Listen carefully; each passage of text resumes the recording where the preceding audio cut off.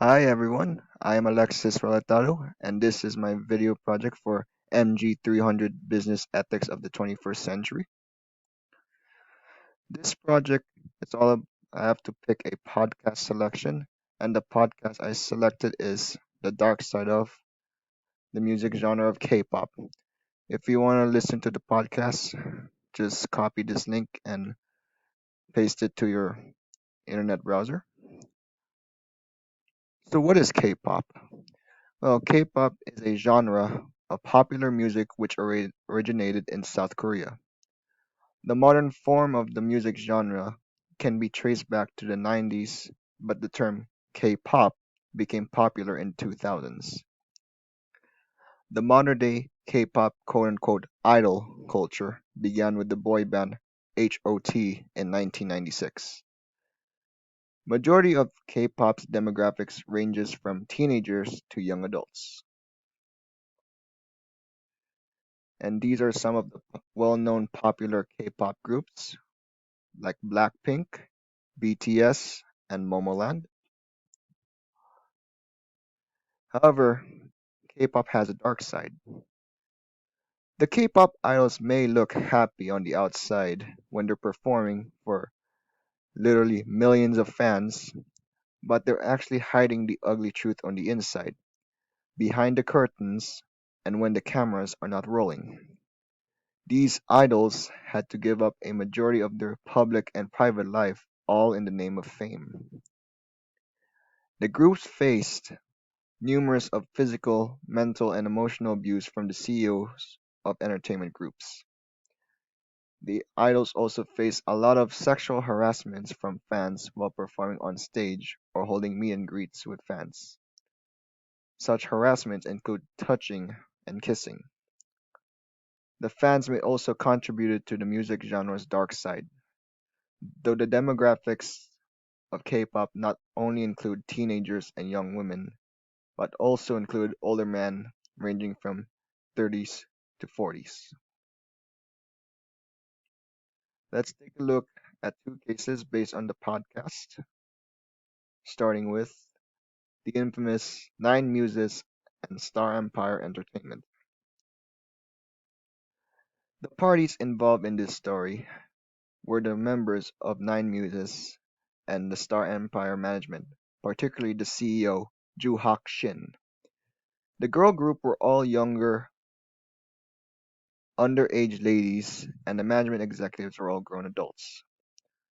The nine women endured an intense training filled with greed, abuse, and depression. What is the ethical dilemma?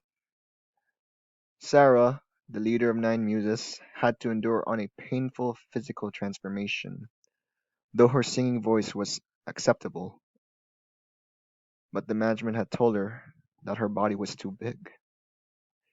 The company sees the girl group as images of their hard work and money put into making their creations for millions of fans worldwide. They cared less on the idols' talents, particularly singing and dancing, since they're more focused on looks. For Sarah and the Nine Muses, they were put together based on looks, similar heights, and ages. The management ordered those members who have high motivation to ignore the other members who have less motivation. For Sarah, she chose to tend to her less motivated cohorts, which would cost her position as Nine Muses leader.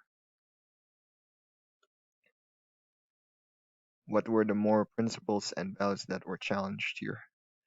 The moral principles that were challenged talks about the girl group's public and private lives are in the hands of the company by a long-term contract. To the managers, the trainees are machines to be programmed. Guilt, isolation, public public humiliation, private shame, and physical abuse are the tools needed for the managers to, quote, program their working machine. The girls were faced with physical abuse from the managers. The young performers were slapped by Mr. Shin, the CEO of the company, for missing steps in their dance rehearsals. The performers are ordered to get over the abuse, all in the price of fame and to save themselves from financial debt. How would you propose to change? If I was in the shoes of the CEO, I would give the Nine Muses better treatment and better benefits. If it comes to rehearsals, I should give them breaks and rest so they can have the energy and motivation. Instead of having them live in cramped up dormitories, I would let them stay at hotels or let them go home so they can freshen up the next day. Instead of how they look physically and what they wear for performances, I should focus on their talents like dancing and singing so it can be an easy process for both sides of the party.